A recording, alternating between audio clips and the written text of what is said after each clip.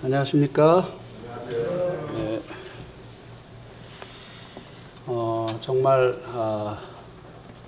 2020년은 코로나가 다스린 그런 해인 것 같습니다. 뒤에 저거 좀 내려주실래요?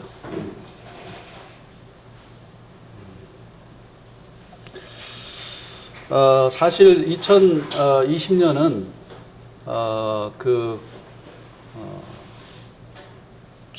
G의 해였죠. G 그렇습니까? 아닌가? 전년도였나요? 올해가 무슨 해였죠? 몰라요. 코로나 때문에 다 잊어버렸어요. 네, 코로나의 해. 네. G해 아니었습니까? 맞죠? 예. 그래서 이제 2020년은 저의 이제 해다 이렇게 생각을 했는데 코로나가 뺏어가 버렸습니다. 예. 제가 쥐띠거든요.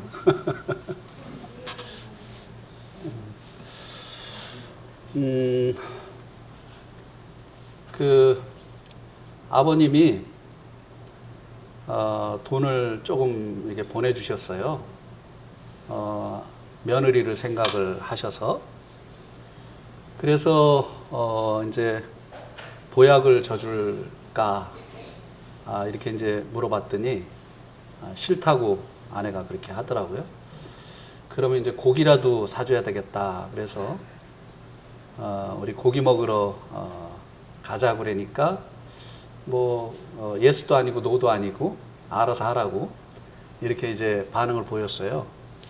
그래서 이제 빕스나 이런 데 이제 가서 아내가 이제 그 소고기를 좋아하니까 소고기를 좀 사줘야 되겠다 이렇게 생각을 했는데 결국 못 갔습니다. 왜냐하면 계속 정부에서 다음에 만나고 조금 참으라고 이렇게 하는데 내가 꼭 이 시국에 그렇게 해야 되겠는가? 혹이라도 나에게 문제가 생기면 교회 전체에 문제가 생기는데 참자 이렇게 해서 결국은 못했습니다. 언제 또 아내에게 고기를 사줄 수 있을지 모르겠어요. 집에서 하는 거는 싫대요. 예, 오늘 말씀은 에베소서 5장 15절에서 17절입니다.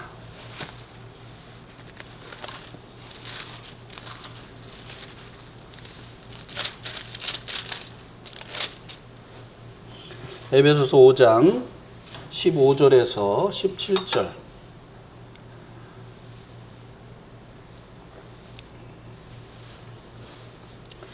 우리 형제님들이 한 절, 자매님들이 한 절, 다 같이 17절.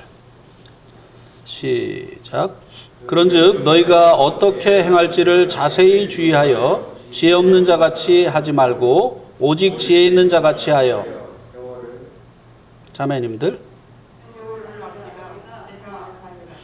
그러므로 어리석은 자가 되지 말고 오직 주의 뜻이 무엇인가 이해하라.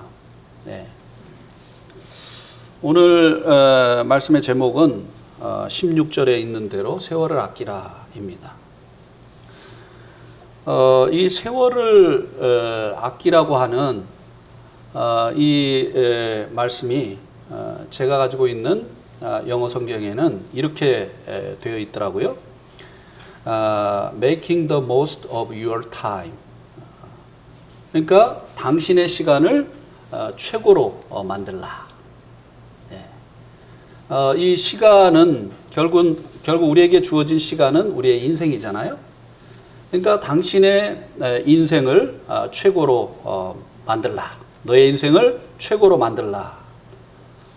이렇게 세월을 아끼라고 하는 말이 달리 표현이 되어 있었습니다.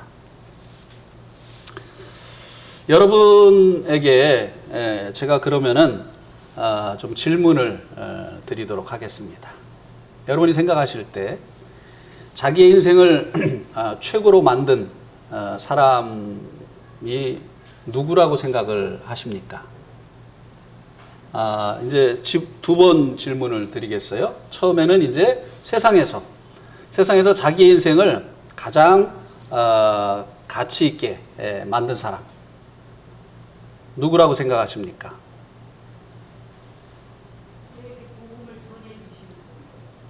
그거는 이제 두 번째 질문에서 대답하신 거예요. 세상에서 온 세상에서 지금까지 자기 인생을 최고로 만든 사람이 이 사람이다 라고 말할 수 있는 사람이 누구일까요? 세상에서.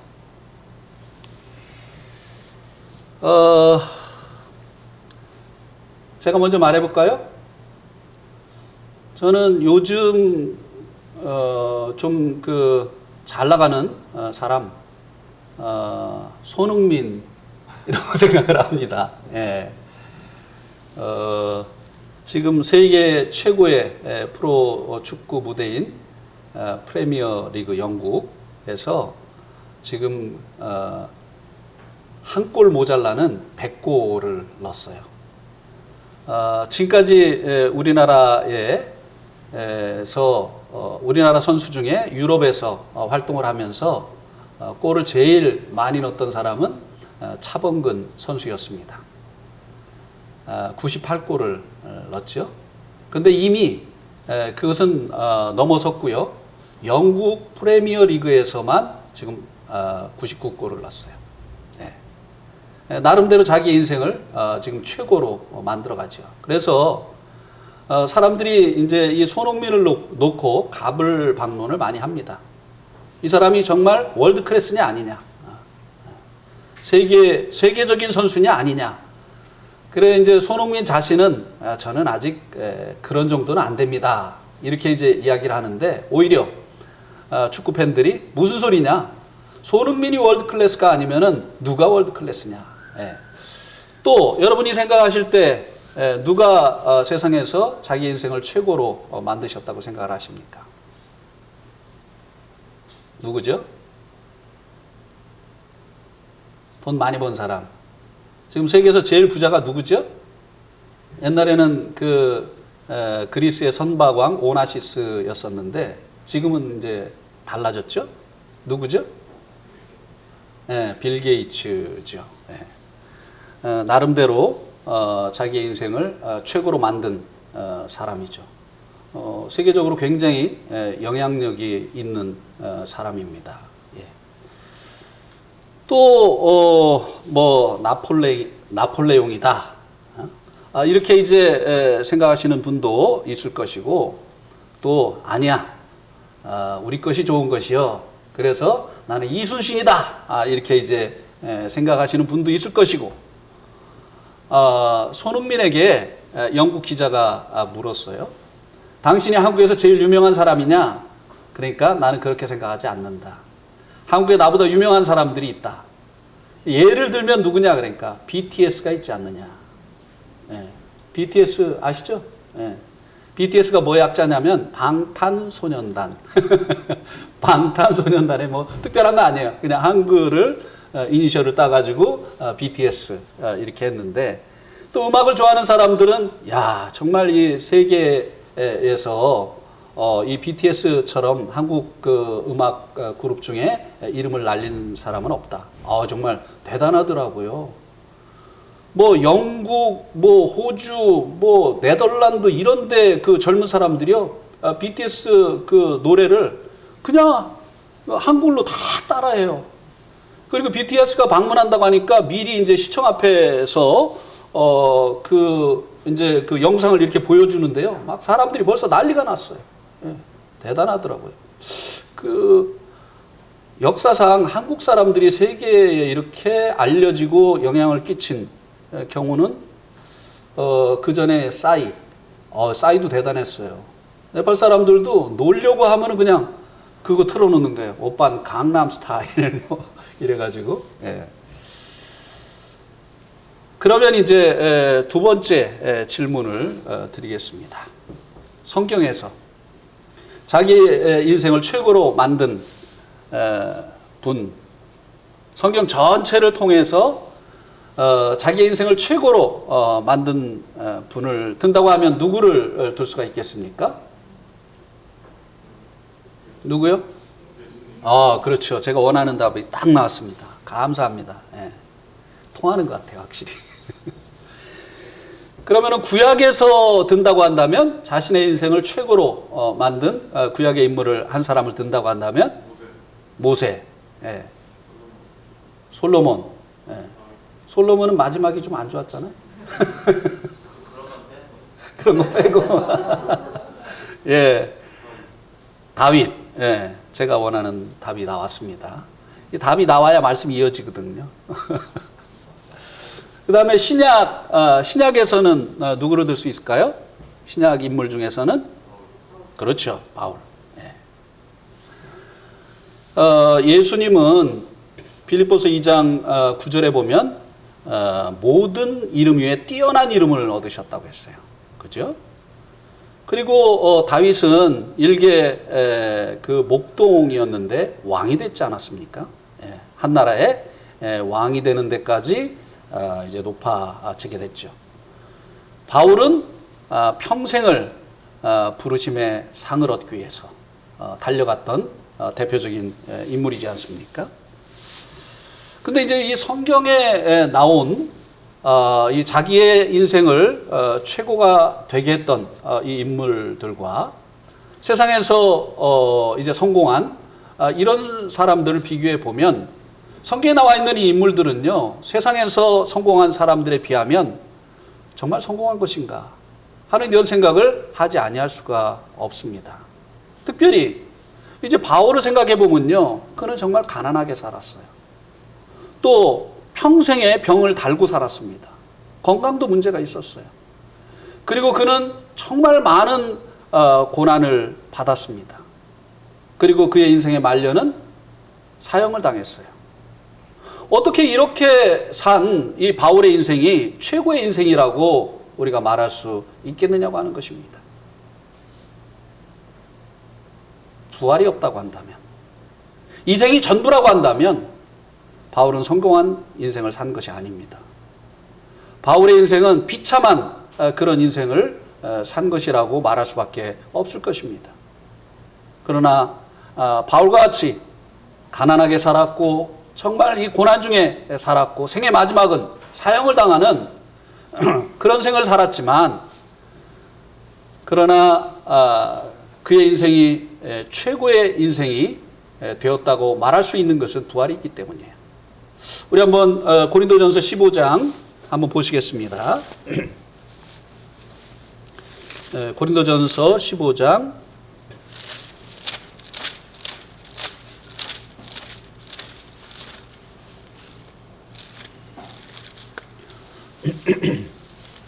16절에서 19절 제가 읽겠습니다. 만일 죽은 자가 다시 살아나는 일이 없으면 그리스도도 다시 살아나신 일이 없었을 터이요. 그리스도께서 다시 살아나신 일이 없으면 너희의 믿음도 헛되고 너희가 여전히 죄 가운데 있을 것이요. 또한 그리스도 안에서 잠자는 자도 망하였으리니 만일 그리스도 안에서 우리가 바라는 것이 다만 이생의 삶뿐이면 모든 사람 가운데 우리가 더욱 어떤 자라고요? 불쌍한 자니라. 그렇죠. 부활이 없으면요, 사도 바울은 참 이 불쌍한 사람이었습니다. 가족도 없이 그렇게 살았잖아요. 가는 곳마다 반대받았잖아요. 감옥에는 또 얼마나 갇혔습니까? 또 채찍으로는 얼마나 맞았습니까?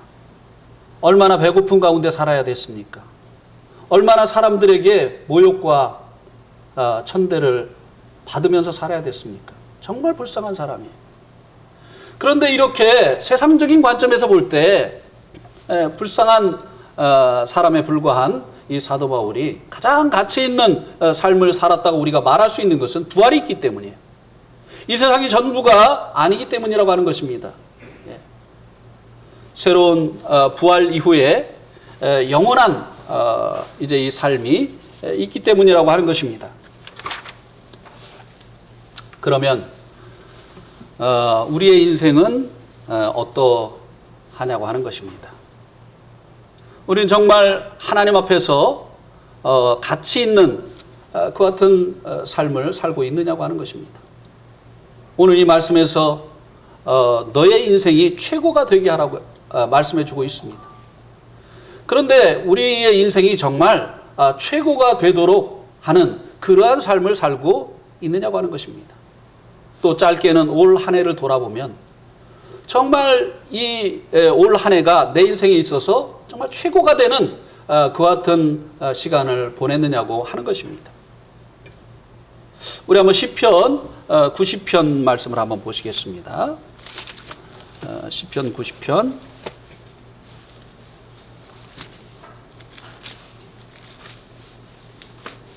시편 90편 10절에서 12절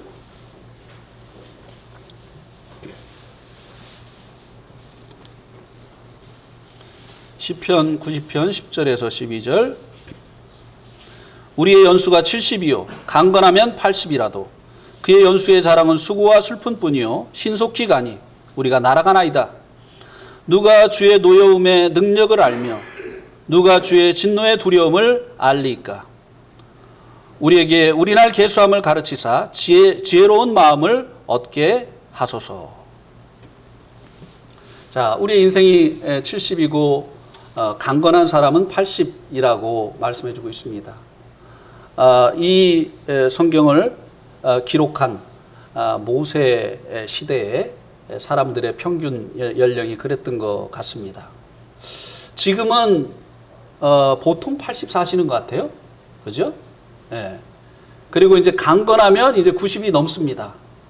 우리 그 손옥선 모치님이 이제 내년에 90이 되시죠. 그시죠? 그렇죠? 그 다음에 이제 전결 모치님은 95세가 되십니다. 그리고 우리 장경자 자매님의 어머님, 예? 91세요? 내년에?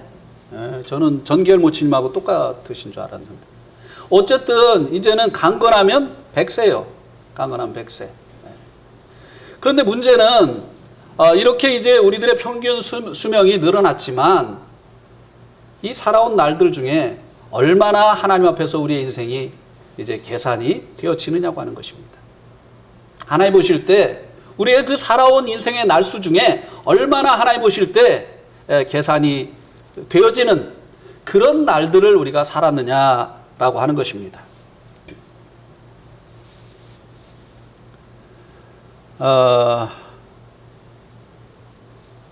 하나님께서 세상을 창조하실 때 첫째 날 빛이 있으라 하심에 빛이 있게 되어짐으로 인해서 세상이 이제 시작이 됐습니다. 그때로부터 이제 세상이 이제 계수가 되어진 것이죠. 그렇다고 한다면 우리의 인생의 영적인 날들은 언제 시작이 되었느냐고 하는 것이에요. 하나님 앞에 계수되어지는 날들을 생각하기 위해서 우리가 구원받은 그때로부터 그때를 먼저 생각을 해보자는 것이죠. 우리 한번 고린도후서 4장 4절 6절을 한번 보시겠습니까? 고린도후서 4장 4절 6절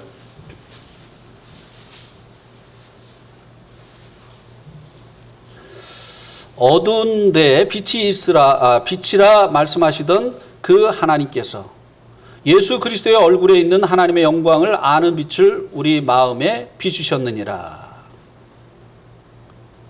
예, 하나님께서 흑암이 깊음 위에 있는 가운데 하나님께서 빛이 있으라 해서 첫째 날이 시작됐잖아요. 우리의 영혼도 주님을 만나기 전에 어둠이 온통 어둠이었습니다. 그렇죠? 예. 내가 왜 태어났는지, 내가 왜 살아야 되는지, 내 생의 목적이 무엇인지 그냥 다 어둠이었어요. 예. 내가 어디로 가야 되는지 알지 못하고 우리들이 이 어둠 가운데 방황하는 그런 인생을 살았습니다. 그런데 어느 날 주님께서 우리의 인생에 복음의 이 영광의 광채를 빛비춰 주시어서 우리들의 이 인생이 이제 영적인 첫째 날이 시작되도록 하신 것이 아닙니까? 예. 그때로부터 이제 하나님 앞에서 우리 인생이 이제 계수되어지기 시작한 거죠. 그런데 자, 우리 한번 로마서 8장 13절도 한번 보시기 바랍니다. 로마서 8장 13절.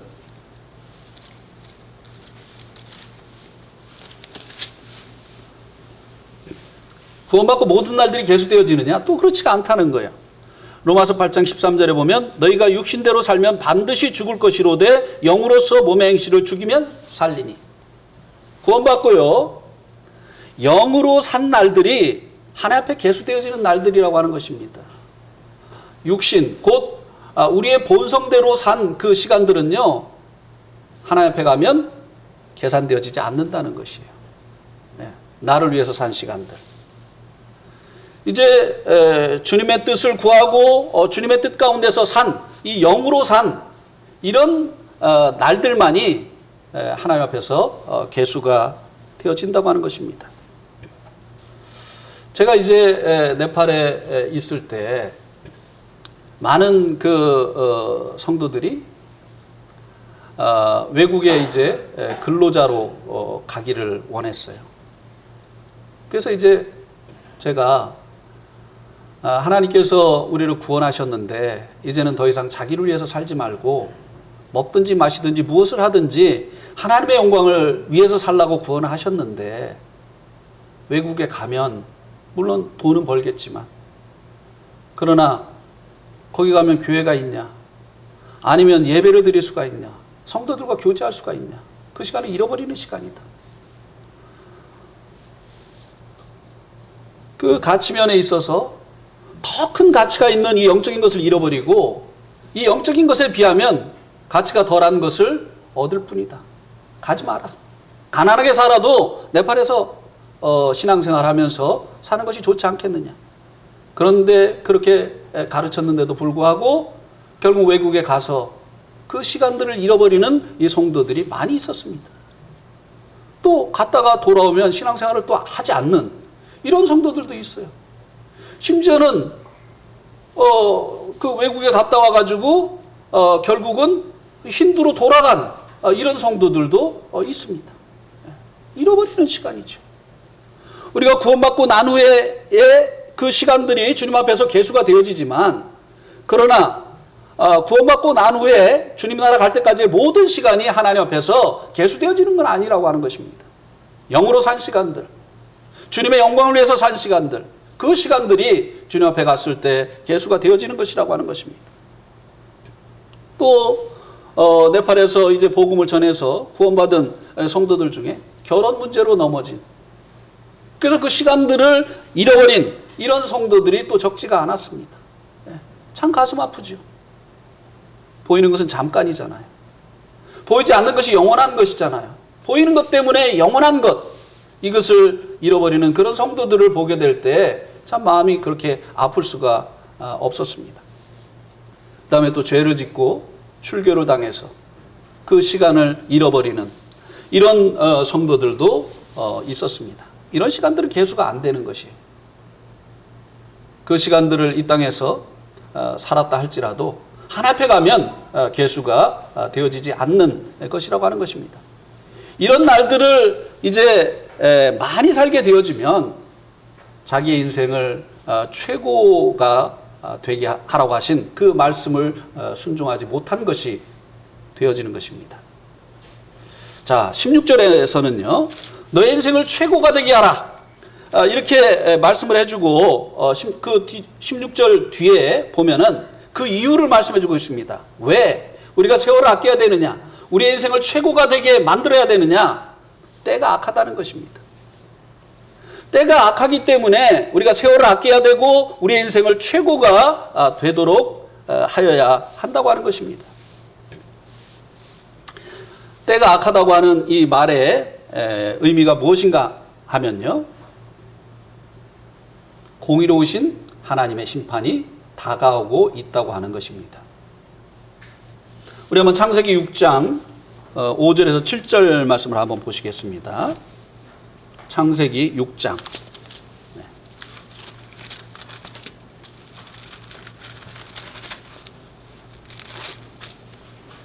창세기 6장 5절에서 7절.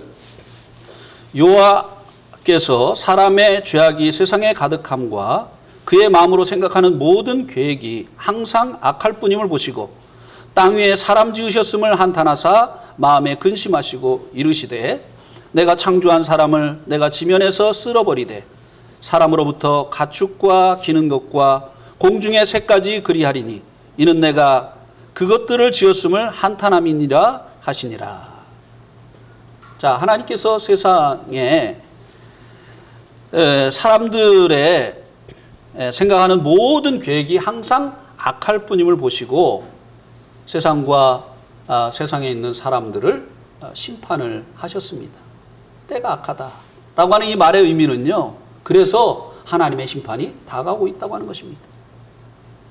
왜 우리가 세월을 아껴야 되느냐? 그렇게 많은 시간이 남아있지 않다고 하는 것입니다. 우리가 기회를 사서 주님의 영광을 위해서 살 수 있는, 그래서 우리의 인생을 하나님 앞에 정말 가치 있는 최고가 되게 하는 이 같은 삶을 살 수 있는 그 시간들이 그렇게 많이 남아있지 않다고 하는 것입니다.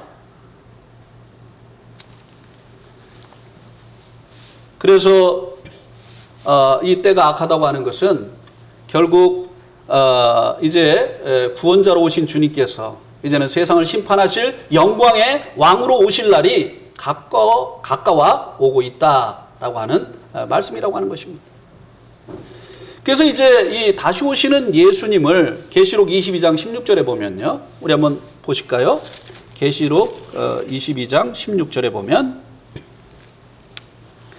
나 예수는 교회들을 위하여 내 사자를 보내어 이것들을 너에게 증언하게 하노라. 나는 다윗의 뿌리요 자손이니 곧 뭐라고 했습니까?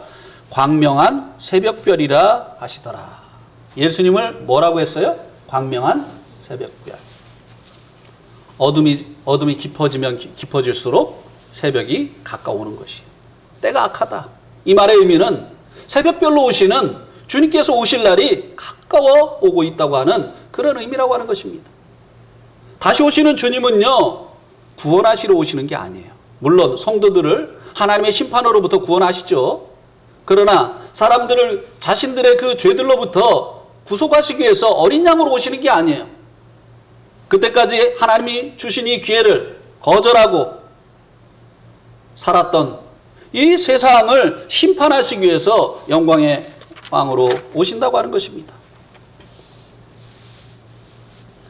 그래서요, 우리들도요, 우리 인생을 최고로 만들기 위해서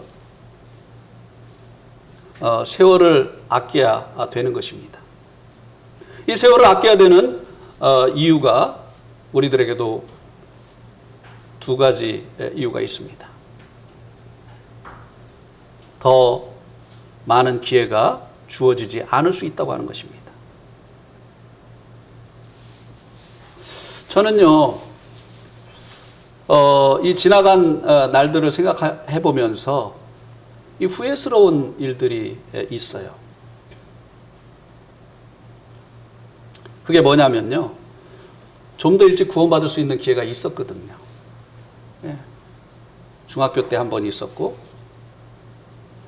또 대학교 때 한 번 있었고, 대학교 때 두 번 있었어요. 그런데 그 기회를 제가 스스로 취하지 못했던 것, 이것이 생각하면 생각할수록 후회스럽습니다. 왜 좀 더 일찍 구원을 받지 못했을까? 그 기회를 왜 사지 못했을까? 그런 생각을 합니다. 그래서 이제 26살 때 제가 이제 구원을 받았잖아요. 그러니까 제 인생은 26부터 하나님 앞에서 계속되어지는 거예요. 그때부터 하나님 보실 때 이제 저의 생이 이제 계산이 되어지기 시작하는 것이죠. 여러분 어떠십니까? 구원받기 전에 여러 번 기회가 있었잖아요. 근데 여러분 스스로 그 기회를 사지 않은 것이에요. 그래서 좀 더 일찍 우리의 인생을 가치 있게 살 수 있었는데도 불구하고 그렇게 하지 못했다고 하는 것입니다. 그러나 늦게라도 감사한 것은요, 군대에서 같이 군대 생활하던 친구가 수련회 가자고 했을 때 처음에는 거절을 했지만 그 기회를 산 것. 이것은 정말 지금 생각해도 주님의 은혜고 정말 잘한 일이다. 그때도 만약에 제가 그 기회를 거절했다고 한다면 구원받는 이런 기회가 점점 더 늦어지지 않았겠는가, 이런 생각을 하게 되기 때문입니다. 아마 여러분들도 과거를 돌아보면 뭐 이런 일 외에도 후회되는, 그때 그 기회를 내가 샀었어야 됐는데 왜 그때 내가 그 기회를 거절했을까? 예. 뭐 이제 학생 시절 다 지나고 아이고 내가 그때 좀 공부 좀 했으면, 이런 후회하시는 분도 있을 거고, 예. 뭐 여러 가지 그 후회들을 하죠. 아, 내가 그때 자격증을 좀 따놨더라면. 예. 네팔에 가가지고요, 이제 네팔이 법적으로 복음을 전하지 못하게 하는 그런 나라기 때문에 네팔에서 복음을 전하려면요, 무엇인가를 해야 돼요. 그래가지고 이제 그 네팔에서 허락을 받은 그 선교회에 모임 독일 형제님이 있다고 해가지고 가서 만나서 그 형제님이 그 자기 선교단체의 회장님을 데리고 와가지고, 뉴질랜드 사람이었는데 제가 이제 거기서 좀 비자를 얻을 수 있겠느냐고 이렇게 이제 물어보니까 그분이 하시는 말씀이 자격증이 있느냐 이렇게 물어봤어요. 제가 뭐라고 대답을 했을까요? 예, 있습니다. 무슨 자격증이요? 예, 운전면허증이 있습니다. 그거는 다 있는 거고요. 다른 무슨 자격증 없습니까? 제가 기계를 전공했는데 기사 시험 자체를 아예 안 봤습니다. 그래서 없습니다. 했더니 이분이 하시는 말씀이, 그럼 한국에 가서 공부해가지고 자격증을 따가지고 오세요 이렇게 하는데, 그때 왜 좀 열심히 해서 자격증을 안 따놨을까? 이게 주님의 일과 상관이 없을 것이라고 생각을 했는데, 이게 또 주님의 일을 하는데 이 자격증이 필요하구나 하면서 좀 후회를 했었던 그런 적이 있습니다. 여러분, 지금이라도요, 늦지 않았어요. 네. 여러분에게 주어진 그 일에 대해서 최선을 다하시기를 바랍니다. 나중에 가서 후회하시지 말고, 그때 내가 열심히 했었더라면, 그때 내가 이것을 따놓았었더라면 얼마나 좋을까. 뒤늦게 후회해도 아무런 소용이 없습니다. 기회는요, 한번 가면 다시 오지 않아요. 네. 제가 이제 고등학교 3학년 때 이제 야간고등학교를 다녔기 때문에 낮에는 직장을 다녔어요. 근데 이제 고등학교 3학년 때 제가 다닌 직장이 진양이었습니다. 진양. 진양 혹시 아세요? 진양화학. 옛날에 진양에서 그 고무신도 나오고 뭐 유명했었잖아요. 진양. 국제그룹이었죠. 지금으로 따지면 뭐 현대 삼성은 안 돼도 그 밑에 있는 LG라든지 이런 이제 그룹 같은 이제 하나의 이제 대기업이었죠. 네. 거기서 이제 심부름하는 일을 했죠. 제가 고등학교 3학년인데 무슨 정식 직원이었겠습니까? 제 책상은 문 열면 바로 앞에 있었어요. 지금은 안 그렇다고 하대요.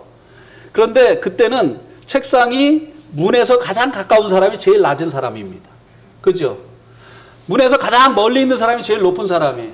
근데 지금은 안 그런다고 하더라고요. 제 책상이 문 열면 바로 그 앞에 있었어요. 네. 심부름하는 일이었어요, 제가. 그런데 제가 이제 졸업할 때가 되니까, 저는 이제 무역부에서 근무를 했는데, 해외 수출하는 무역부에서 근무를 했는데, 대리님이 저를 이제 데리고 가가지고,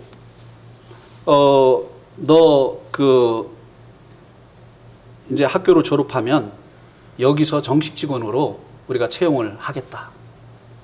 이렇게 하면서 얘기를 하는데요. 저는 전혀 그 마음이 없었어요. 그래서 저는 이제 대학교 갈 겁니다. 그러니까 이분이 저를 이렇게 기가 막힌 듯이 이렇게 쳐다보면서 여기 우리 그 진양 트레이딩에서 근무하는 사람들 봐. 최고 학력이 낮은 사람이 외국어 대학이야. 다 서울대학교 나오고 이런 사람들이야. 너 대학교 나와도 여기 못 들어와. 너 후회할 거야. 근데 제가 전 대학교 갈 겁니다. 그래가지고 이제 거기를 이제 그만뒀는데요. 제가 이제 구원받고 이제 모임으로 왔잖아요. 그러고 나니까 제가 이제 나중에 이제 신학을 하고 그리고 이제 모임에 왔는데 그 전에는 뭐 전도사라도 했으니까 그걸로 이제 생활을 했는데 모임에 오니까 이제 취직을 해야 되는데 갈 데가 없어요. 그때 어떤 생각이 나나요?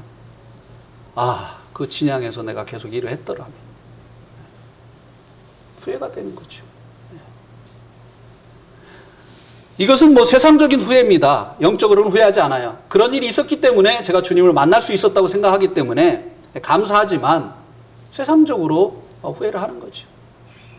여러분들에게 주어진 그 기회를 여러분들이 사는 것이 이제 세월을 아끼는 것이고 이제 영적으로 특별히 여러분들이 여러분의 인생을 가치 있게 하는 그런 일이 되어지는 것이라고 하는 것입니다. 이제 15절과 17절을 살펴보겠습니다. 에베소서 5장 15절과 17절에 보면 여기는 이제 우리의 인생이 최고가 되게 하기 위해서 필요한 것들이 무엇이냐 그것에 대해서 말씀을 해주고 있는데요. 15절에 보면 그런즉 너희가 어떻게 행할지를 자세히 주의하라고 말씀해 주고 있습니다. 어떤 일을 하기 전에 어떻게 행할지 먼저 자세히 주의하라고 하는 것입니다. 근데 이제 생각 없이 막 그냥 즉흥적으로 일을 하는 이런 우리가 경우가 있잖아요. 근데 그렇게 하지 말라는 거예요. 일을 하기 전에 먼저 일을 어떻게 행해야 되는가를 자세히 주의를 하라고 하는 것입니다. 그래서 지혜 없는 자 같이 하지 말고 오직 지혜 있는 자 같이 하라. 우리 인생이 최고가 되게 하기 위해서 필요한 것이 어떤 일을 하기 전에 어떻게 행할 것인가를 자세히 주의해서 하라고 하는 것입니다. 17절에서는요, 다시 반복해서 얘기를 해주고 있는데요. 그러므로 어리석은 자가 되지 말고, 지혜 없는 자가 어리석은 자잖아요. 어리석은 자가 되지 말고 오직 지혜 있는 자 같이 하라고 말씀해주고 있습니다. 그래서 이 말씀은, 이 두 말씀을 이제 합쳐서 보면 무엇을 행하기 전에 주의 뜻이 무엇인지 자세히 살피라고 하는 것입니다. 이렇게 하는 자가 지혜 있는 자이고 이렇게 하지 않는 자가 지혜 없는 자, 곧 어리석은 자라고 하는 것입니다. 자세히 주의하라고 하는 것은요, 어떻게 하면 이 일을 성공을 할까? 그게 아니라 주님의 뜻이 무엇인가를 어떤 일을 하기 전에 먼저 자세히 살피라고 하는 것입니다.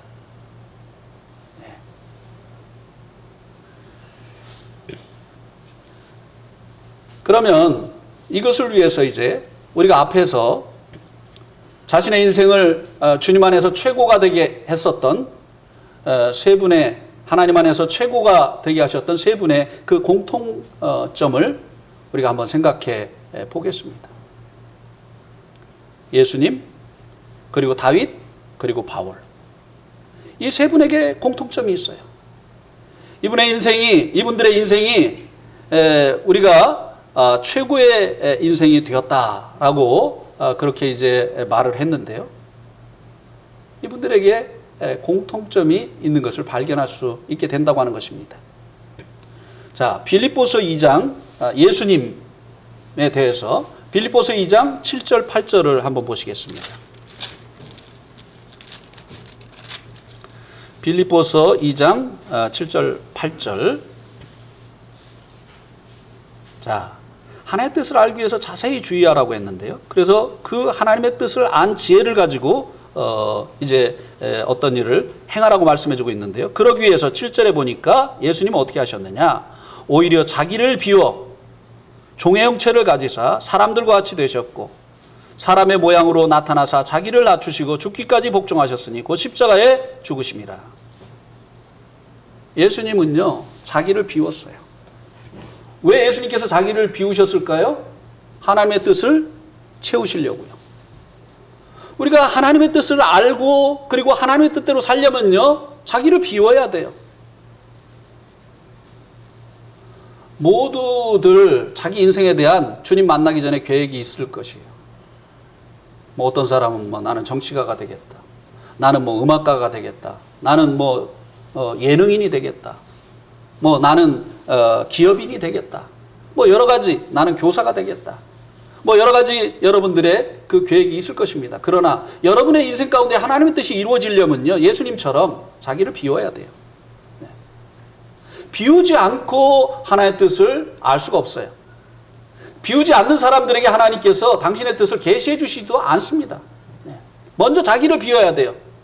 그리고 예수님은 자기를 비우시고 종의 형체를 취하셔서 하나님의 뜻에 죽기까지 복종을 하셨다고 하는 것입니다. 그분의 생애는 하나님의 뜻을 이루는 그 같은 생애였습니다. 그 다음에 이제 다윗을 보면요, 사도행전 13장 22절을 보면요, 사도행전 13장 22절,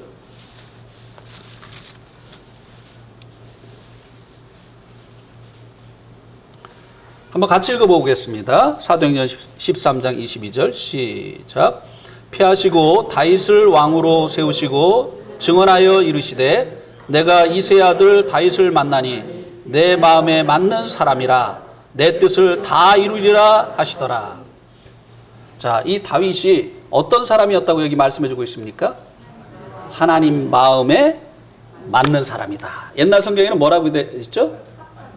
내 마음과 하나님과 합한 사람이다. 이 다윗이 그 다윗의 마음이 하나님과 합해지기 위해서 다윗도 무엇을 했어야 됐겠습니까? 자기 마음을 비워야 됐겠죠. 하나님의 뜻에 자기의 인생이 들여지기 위해서는요, 자기의 계획, 자기의 그 뜻이 버려져야 됐을 것이라고 하는 것입니다.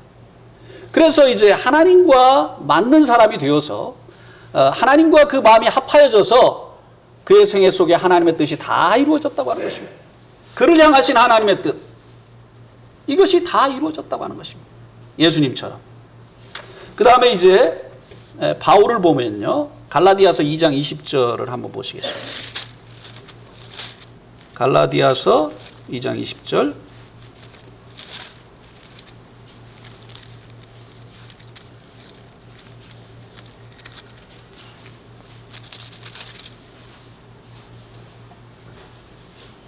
또 같이 읽겠습니다. 시작. 내가 그리스도와 함께 십자가에 못 박혔나니 그런즉 이제는 내가 사는 것이 아니요 오직 내 안에 그리스도께서 사시는 것이라. 이제 내가 육체 가운데 사는 것은 나를 사랑하사 나를 위하여 자기 자신을 버리신 하나님의 아들을 믿는 믿음 안에서 사는 것이라.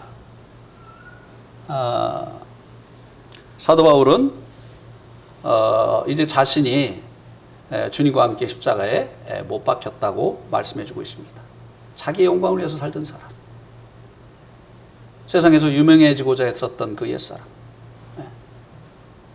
이제는 그 옛사람이 주님과 함께 십자가에 못 박혔다고 하는 것입니다. 그래서 이제는 내 안에 주님이 사신 것이다. 내가 이제 육체 가운데 사는 것은 나를 사랑하사 나를 위하여 자기 몸 버리신 하나님의 아들을 믿는 믿음 안에서 사는 것이다. 주님이 나를 위해서 죽어주셨으니 이제는 내 안에 내가 아니라 주님이 살기를 원합니다. 이제 내 남은 생에는 내 안에서 주님이 사시기를 원합니다. 네. 이 바울 역시 자기를 비웠고 자기 안에 주님을 채웠습니다. 그리고 자기의 그 원하는 것을 이루기 위해서 주님이 필요한 것이 아니라 자기의 생애를 주님께 드려서 자기의 생애를 통해서 주님의 뜻이 이루어지기를 원했다고 하는 것입니다. 얼마나 많은 사람들이 입으로는 주님을 주님이라고 말을 하면서 주님을 조력자로 생각을 합니까? 자기 인생은 자기가 원하는 대로 살면서 하다가 안 되면 주님 도와주세요. 아니요. 우리의 인생이 정말 하나님 앞에서 성공적인, 하나님 앞에서 정말 가장 가치 있는 여하튼 인생이 되기를 원하시면 먼저 비워야 돼요. 예수님이 그렇게 하셨던 것처럼, 다윗이 그렇게 했었던 것처럼, 바울이 그렇게 했었던 것처럼, 그리고 주님께 우리의 인생을 드려야 됩니다. 주님, 제 인생 속에 당신의 뜻이 이루어지기를 원합니다.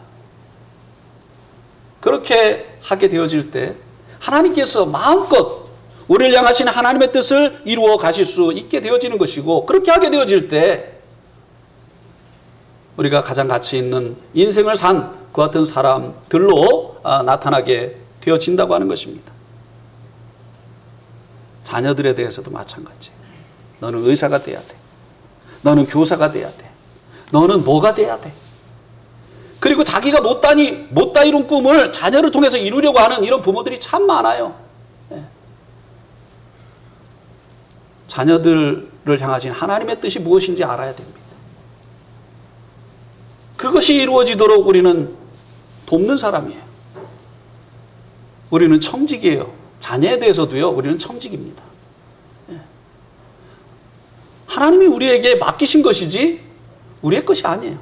근데 얼마나 많은 부모들이 자녀를 통해서 자기가 못 이룬 꿈, 자기가 성취하지 못한 것, 그것을 성취하려고 자녀들을 괴롭게 합니까? 하나님의 뜻을 거스리면서.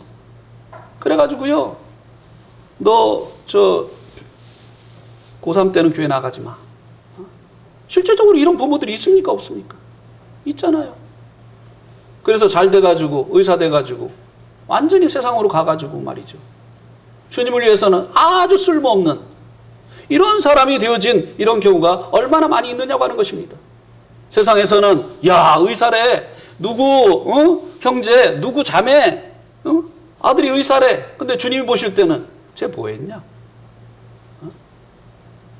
제 시간 중에 얼마나 나의 뜻을 쫓아서 살았느냐? 이렇게 할 거 아니겠습니까?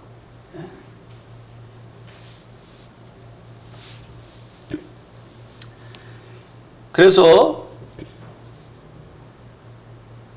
우리가 우리의 인생이 최고의 인생이 되기를 원한다고 한다면 주님의 뜻을 아는 일에 많은 시간을 할애를 해야 됩니다. 주님의 뜻을 과거에는요, 요셉은 무엇을 통해서 자신을 향하신 하나님의 그 뜻을 알게 되었죠? 요셉, 꿈. 이게 과거에 하나님께서 자신의 그 뜻을 나타내 주시던 방법이었습니다. 다니엘은 무엇을 통해서 하나님의 뜻을 알게 되었습니까? 환상을 통해서. 이 환상은 생시에 뭔가를 보는 거예요. 비전을 보는 거예요. 꿈은 자다가 보는 거고, 이 환상은 생시에 보는 겁니다. 이 환상도 하나님께서 당신의 그 뜻을 나타내 주시는 방법이었습니다. 이스라엘 백성들은 어떤 방법으로 하나님의 뜻을 알게 되었습니까? 선지자들을 통해서. 하나님 과거에 당신의 말을 대언할 이 대언자들을 세우셔서 그들을 통해서 하나님의 뜻을 나타내 보여주셨습니다. 심지어는요, 하나님께서 당나귀를 통해서 말씀하신 적도 있어요. 어떤 사람이 당나귀를 통해서 하나님의 음성을 들었죠? 하도 미련에 터져가지고 말이죠. 당나귀를 통해서 하나님께서 말씀을 하셨어요. 우리가 이렇게까지 돼서는 안 되겠죠. 그러면 우리는 이 시대에 우리가 이제 하나님의 뜻을 알고 그 하나님의 뜻에 순종하는 이런 삶으로 인해서 우리의 인생이 최고의 인생이 되게 해야 되는데, 우리는 어떠한 방법으로 하나님의 뜻을 알 수 있느냐고 하는 것입니다. 꿈을 통해서요? 그래가지고 맨날 그냥 이 꿈만 꾸려고 하고 말이죠. 이상한 꿈 꾸면은 저희 어머니는 전화해요. 현웅아, 아무 일 없냐? 그럼 제가 또 꿈 꿨어요. 제가 이제 대학교 그 시험 떨어졌을 때도 어머니가 그 얘기를 하시더라. 야, 네 잘못 아니야. 내가 꿈 꿨는데 네 잘못 아니야. 이거 우리 잘못이야. 꿈으로 하나님의 그 어떤 그 섭리를 꿈으로 그렇게 해석을 하시려고 해요. 말씀을 왜 보는 거예요, 도대체? 뭐를 봤다, 무슨 음성을 들었다, 막. 이게 사람들이 이제 미래를 알 수가 없으니까 그냥 신통하다는 사람 막 찾아가잖아요. 예. 심지어는 교회 다니는 사람들도 그렇게 점을 본대요. 예. 그거 참 무슨 얘기 아닙니까? 예. 자, 우리 한번 고린도전서 13장 한번 보시겠습니다. 고린도전서 13장 8절에서 10절.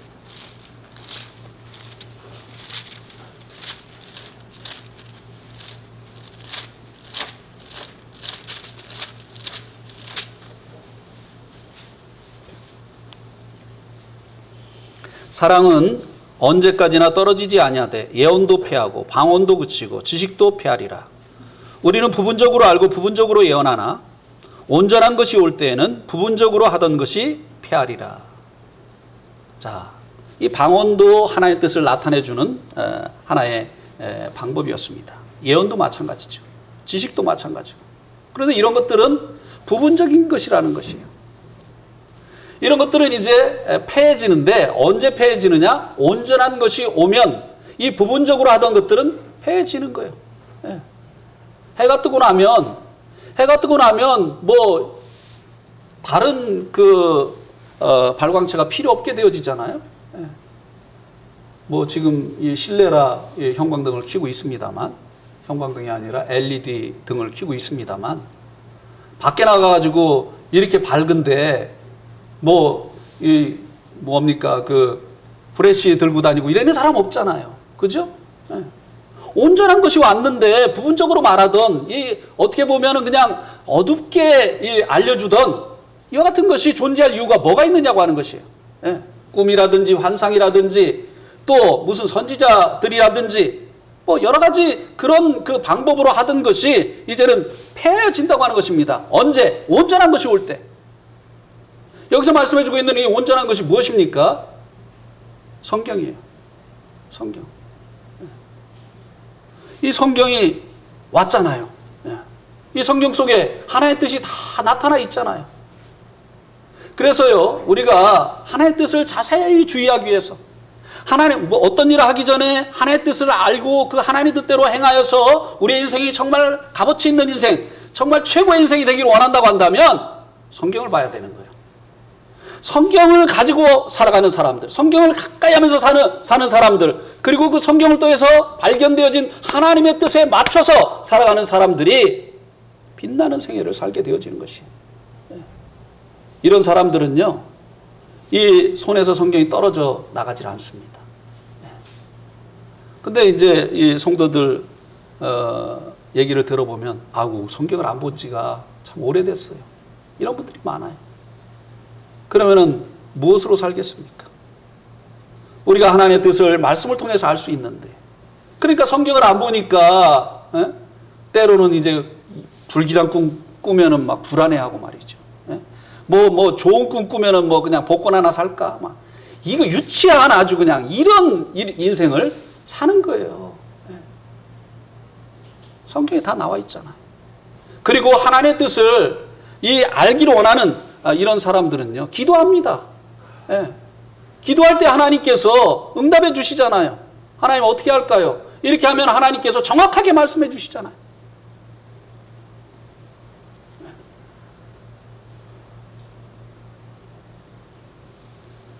그 다음에 이제 이 하나님의 뜻을 알기를 원하는 사람들은요, 이 하나님의 말씀에 능통한 이런 그 성도들에게 찾아가서 상담을 하죠. 어떤 일을 하기 전에 하나님의 뜻을 알기를 원하는 사람은요, 무조건 벌려놓고 보질 않아요. 그런 사람들 있잖아요. 무조건 벌려놓고 결정하고 와가지고 도장 받으려고 하는 사람들. 그런 사람들은 상담해 주기가 정말 어려워요. 왜? 이미 마음 결정했는데. 그게 무슨 상담이에요? 하나님의 뜻을 알기를 원할 때는 이제 상담을 통해서 나타나는 그 하나님의 뜻에 순종하고자 하는 이런 마음이 있어야 되는 거죠. 그래서 일꾼들에게 찾아와서 상담하고 하나의 뜻을 분별하고 이렇게 하는 이런 이들이 하나님의 뜻 가운데서 살 수 있게 되어지고, 그리고 그 인생을 정말 가치 있게 살아가게 되어지는 것입니다. 오늘이 2020년 마지막 주일인 12월 27일입니다. 오늘이 가고 나면 이제 2020년 주일은 더 이상 오지 않습니다. 한 번 간 시간은 절대 다시 돌아오지 않습니다. 저는 이 2020년 동안에 제 생애에 정말 귀한 이 2020년 시간이요, 제 생애에 정말 귀중한 시간들이었어요. 정말 귀한 것들을 배웠고, 이기는 자의 삶, 이것을 구체적으로 시작한 해가 되었기 때문입니다. 물론 100%는 아닙니다. 그래서 하나님께서 2021년이라고 하는 새로운 시간을 허락하셨다고 믿습니다. 2021년도에 더 이기는 자의 삶을 살기를 원합니다. 더 주님을 알아가기를 원합니다. 더 주님을 영광스럽게 하는 이런 삶을 살기를 원합니다. 예. 여러분들에게 주어진 시간은 여러분의 인생입니다. 여러분들에게 주어진 이 시간을 잘 활용을 하여서 여러분의 이 생이 빛나는 생이 되어주시기를 바랍니다. 예, 오늘 말씀 여기까지 드리도록 하겠습니다.